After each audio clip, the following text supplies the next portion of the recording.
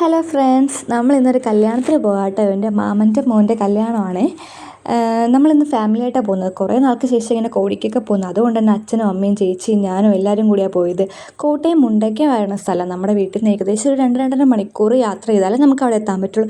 പോകുന്ന വഴിയൊക്കെ അടിപൊളിയായിരുന്നു. കുറേ പാടം, കുറേ റബ്ബർ തോട്ടം, അതും ഇതൊക്കെ കണ്ടാണ് നമ്മൾ പോയത്. എനിക്ക് റബ്ബർ തോട്ടമൊക്കെ ഭയങ്കര ഇഷ്ടമാണ്. അങ്ങനെ നമ്മളില്ലേ സ്ഥലത്തെത്തിയിരിക്കുവാണ്. ചെന്നപ്പോഴേ തന്നെ ഞാൻ വെൽക്കം ഡ്രിങ്ക് കുടിച്ചിട്ട് അകത്തേക്ക് കയറിയത്. കെട്ടിൻ്റെ സമയമായിട്ടുണ്ടായിരുന്നു. എന്തായാലും അവിടെ കുറേ സമൂസ അതും ഇതൊക്കെ ഉണ്ടായിരുന്നു. ഞാൻ എന്തായാലും അതൊക്കെ കഴിച്ചിട്ടേ കയറത്തുള്ളൂ തീരുമാനിച്ചു. അങ്ങനെ ഞാൻ എന്തായാലും അതൊക്കെ കഴിച്ച് കയറിയതും കെട്ട് നടന്നുകൊണ്ടിരിക്കുക. നമ്മുടെ ബസ് പോകുന്ന വഴിക്ക് അവിടെ ഇവിടെയൊക്കെ കുറേ നിർത്തിയിട്ടൊക്കെ പോയത്. അതുകൊണ്ട് തന്നെ നമ്മൾ കുറച്ച് താമസിച്ചെത്തിയത്. കറക്റ്റ് സമയത്ത് നമ്മൾ അവിടെ എത്തിപ്പെട്ടത്. അങ്ങനെ കെട്ടൊക്കെ കഴിഞ്ഞിട്ട് നമ്മൾ പിന്നെയും പുറത്ത് വന്ന് സ്നാക്സും അതും ഇതൊക്കെ വാങ്ങിച്ച് പിന്നെയും കഴിച്ചത്. പിന്നെ സദ്യ കഴിക്കാൻ പോയി. എനിക്ക് സദ്യ ഭയങ്കര ഇഷ്ടമാണ് കേട്ടോ. ഇതങ്ങനെ ചോറും പരിപ്പും പപ്പടം എല്ലാം വന്നിട്ടുണ്ട്. സാമ്പാർ വന്നുകൊണ്ടിരിക്കുക കേട്ടോ. നമ്മുടെ നാട്ടിലൊക്കെ എന്ന് വെച്ച് കഴിഞ്ഞാൽ പരിപ്പ് ഇട്ടിട്ട് അതിൻ്റെ പുറത്ത് നമ്മൾ പപ്പടമൊക്കെ പൊട്ടിച്ച് വെച്ച് അതിൻ്റെ പുറത്ത് ചോറിട്ട് അതിൻ്റെ പുറത്ത് സാമ്പാറൊക്കെ ഇട്ടിട്ട് കുഴയാണ് കുഴക്കുന്നത്. പക്ഷേ ഇവിടെ നേരെ തിരിച്ചായിട്ടോ. ചോറിൻ്റെ പുറത്ത് തന്നെയാണ് ഈ പരിപ്പും നെയ്യും സാമ്പാറും എല്ലാം വന്നത്. നെയ്യ് ഞങ്ങളുടെ നാട്ടിലൊന്നുമില്ല, പക്ഷേ ഇവിടെ ഞാൻ നെയ്യ് കണ്ടു. എനിക്കത് ഭയങ്കര വെറൈറ്റി ആയിട്ട് തോന്നി. എന്തായാലും നല്ല വിശപ്പ്. കമ്മം കുമ്മ അങ്ങോട്ടിരുന്ന് തിന്ന്. പിന്നെ പായസത്തിനുള്ള ഒരു വെയിറ്റിംഗ്.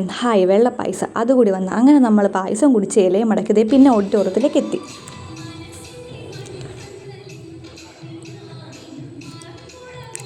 അങ്ങനെ നമ്മൾ തിരിച്ച് വീട്ടിലേക്ക് പോകാൻ വേണ്ടി ബസ്സിൽ കയറിയിരുന്നു. അങ്ങനെ ബസ്സിൽ കയറിയിട്ട് നമ്മൾ പിന്നെ ഏകദേശം ഞാനൊരു 1.5 മണിക്കൂർ കിടന്നുറങ്ങിയിട്ട് കണ്ണ് തുറന്നപ്പോഴേക്ക് ഏതാ സ്ഥലമൊന്നും പോലും അറിയില്ല.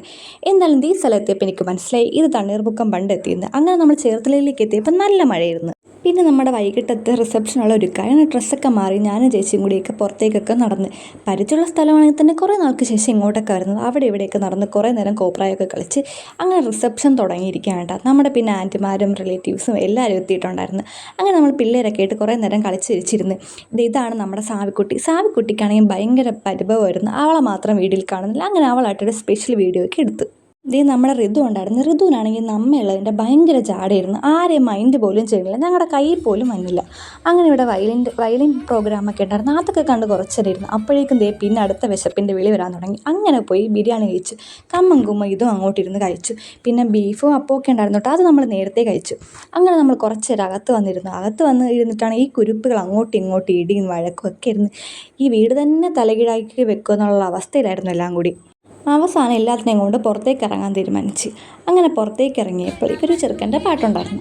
അതൊക്കെ കണ്ട് നമ്മൾ പിന്നെ അങ്ങനെ നിന്നത്. ഋതുവാണെങ്കിൽ ഇപ്പോഴും പഴയതുപോലെ തന്നെ ചിരിക്കുന്ന പോലും ഇല്ല. അമ്മയുള്ളതിൻ്റെ ജാടയാണെന്ന് തോന്നുന്നു.